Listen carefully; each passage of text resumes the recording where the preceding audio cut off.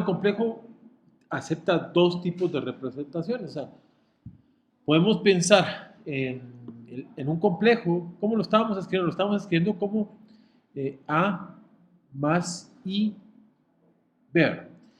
Ahora, lo que me interesa es la representación en el plano. Entonces, la primera representación es como un punto, es decir, el complejo A más IB lo podemos escribir como A, coma B, y ponemos un punto en el plano y decimos, este punto tiene coordenadas A, tiene coordenadas B, y lo representamos como el punto con coordenadas A, B. ¿Sí? A esta recta que está aquí abajo, o sea, la horizontal, que normalmente le llamamos el eje X, le vamos a llamar la recta real, y a esta la imaginaria.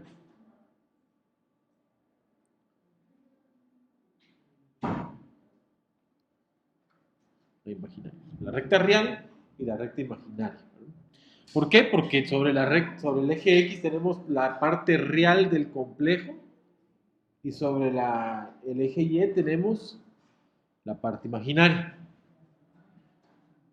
Ahora, aquí van a aparecer complejos que están sobre el eje imaginario. Por ejemplo, este complejo, ¿qué componentes tendría? Por ejemplo, si le ponemos nombre C, sería C, perdón, 0, C. A estos tipos de complejos donde solo hay parte imaginaria se le llaman complejos puros. Complejos puros. Porque no tienen partes reales, son puramente complejos. ¿Sí? Eso es a lo que nos referimos cuando escribimos 0, C, o también puede aparecer como IC. ¿No? Son todos aquellos, los complejos puros son todos aquellos complejos que no tienen parte real. Es un número imaginario puro, podríamos decir. Ahora, los números complejos durante mucho tiempo no fueron aceptados como números. Por ejemplo, la primera persona que los trabajó fue, bueno, que ya lo metió como un número, fue Gauss. Gauss, como ustedes saben, Gauss está por todos lados. Gauss fue el primero que hizo como el lobby o convenció a los demás de ese tiempo de que los números complejos eran números. Es más, eran usados mucho antes, pero no se tomaban como que eran números.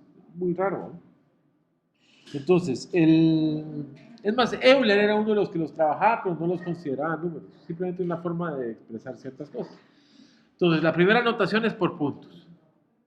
La otra notación que vamos a trabajar es pensar que el complejo A más IB es igual ahora a un vector. En lugar de verlo como un punto, ahora lo vamos a ver como un vector. Entonces tendríamos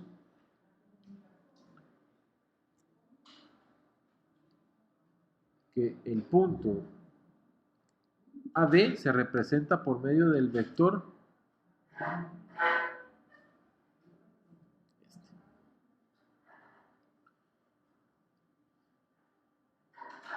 ese vector, y ese sería el vector con componentes A, B.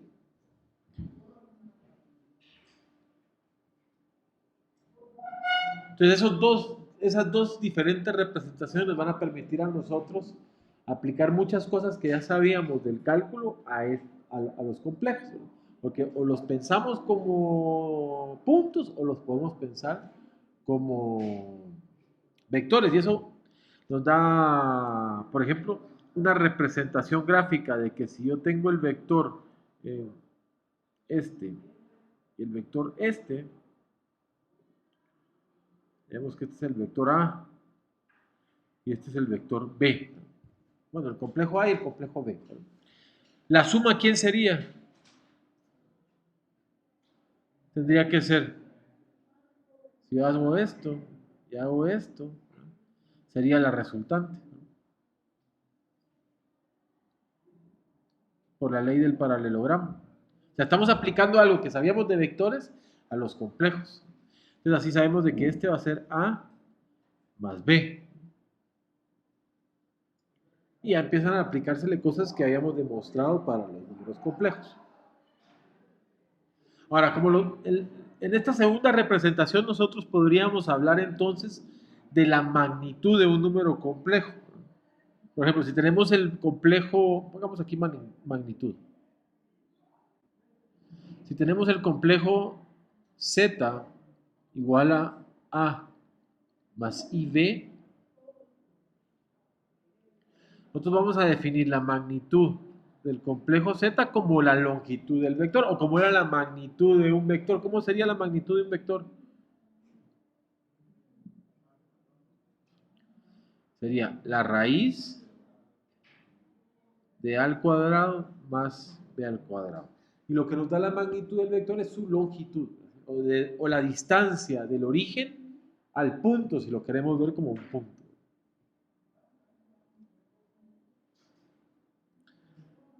Después también tenemos el conjugado de un vector. Una vez más, si tenemos que z es igual a más ib, entonces el conjugado de z es igual a ¿quién? A menos ib. ¿Está claro? Veamos algunas propiedades de esto.